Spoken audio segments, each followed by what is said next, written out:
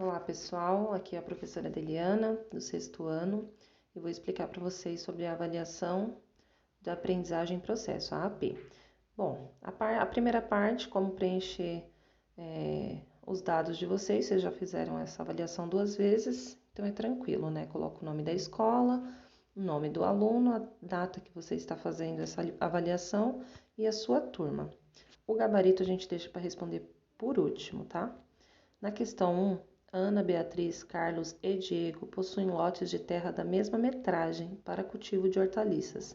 Ana já cultivou 1/2 do seu lote, Beatriz 1/3, Carlos 5/6 e Diego 2/5. Colocando em ordem as frações daquele que cultivou menos para o que cultivou mais, tem-se... E aí vocês podem fazer o MMC para transformar as frações com os mesmos denominadores. E vai saber nessa ordem quem cultivou menos e quem cultivou mais.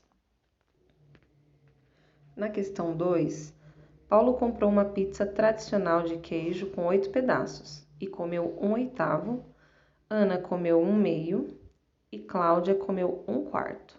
Colocando em ordem do que comeu para o que comeu menos, do que comeu mais para o que comeu menos, tem-se,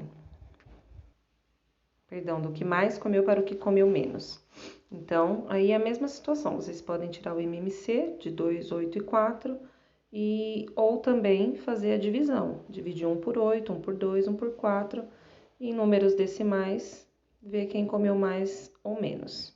Lembre que é para colocar na ordem de quem mais comeu para quem menos comeu, ok? Na questão 3, cada unidade da reta abaixo foi dividida em 4 partes iguais. Observando-se os pontos destacados na reta, é correto afirmar que os pontos A, B e C são respectivamente. Nesse caso, se observar o enunciado, já se sabe que o denominador da fração será 4, né? Porque são separados em 4 partes iguais.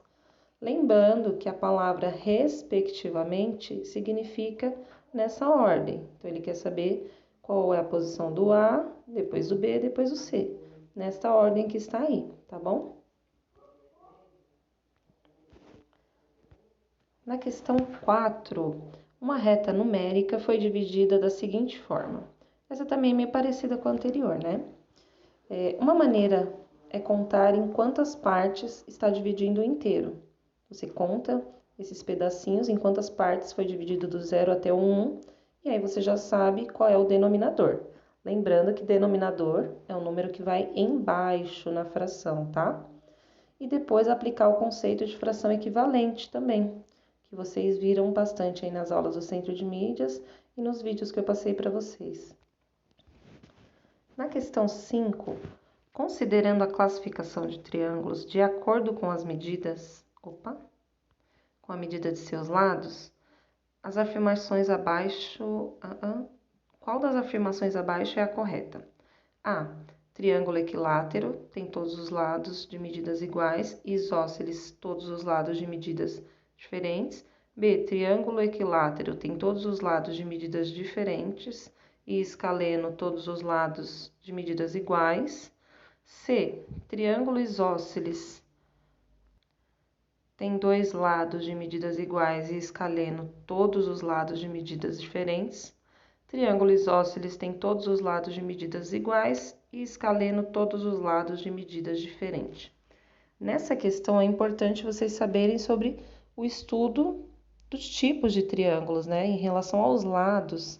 Então, quando vocês estudam tipos de triângulos, fazem a pesquisa no Google, vocês aprendem a diferença entre um triângulo e outro.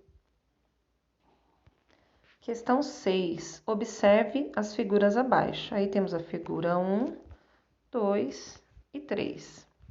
Segundo a classificação de triângulos em relação à medida dos ângulos, é correto afirmar que os triângulos A, 1 é obtusângulo, 2 e 3 são retângulos. Letra B, 1 é acutângulo, 2 retângulo e 3 obtusângulo. Letra C, 1 é acutângulo, 2 e 3 são obtusângulos. E letra D, O 1 é obtusângulo, 2 é retângulo e o 3 acutângulo. Lembrando que quando vocês estudaram os ângulos, né? Você sabe que o triângulo retângulo é o triângulo que contém um ângulo que mede 90 graus, conhecido como ângulo reto. Um triângulo com um ângulo menor que 90 graus é um triângulo acutângulo. E um que tem ângulo maior que 90 graus é um obtusângulo. Vamos lá, o enunciado a seguir se refere às questões 7 e 8. A professora de matemática pediu para os estudantes desenharem 5 quadriláteros. Marcos desenhou os seguintes. Observem essas figuras. Questão 7. Dos quadriláteros desenhados são paralelogramos. Quais dessas figuras são paralelogramos?